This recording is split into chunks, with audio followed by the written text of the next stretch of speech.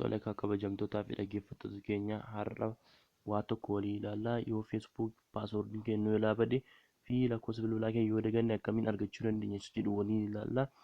Chaanaalii keenya subscribe gochuun hin dagatinaa. Nu hordofaa dhumaatti. Maqaa Facebook account keenya badee sana search goona.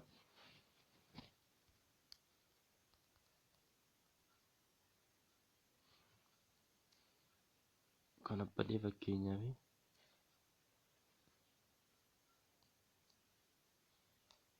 koppii goonaa linkii isaa.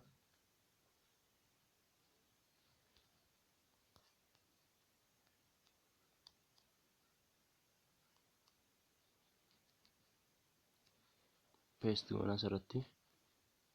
Linkii keenya sana finnee asirratti paste goonaa.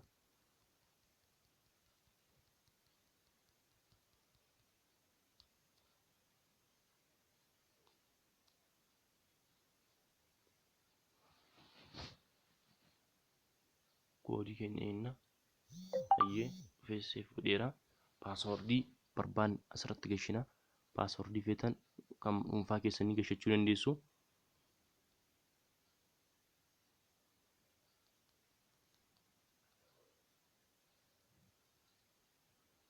Fakkeenyaaf an paaswordii jijjiiruun barbaanne yoo barbaadda yoo isin jijjiirtan change paaswordii jettuun isumaan kaawwachuu waan barbaadeef skip jettu kan tuqaa. Ayyee bifa kanaan naan dhufeera. Kunoo kamma Facebook paasword Facebook kodeeffadheen jira. Ayyee kunoo banamee jira. Kana fakkaataa waan hordoftaniif galatoomaa isiniin jedha.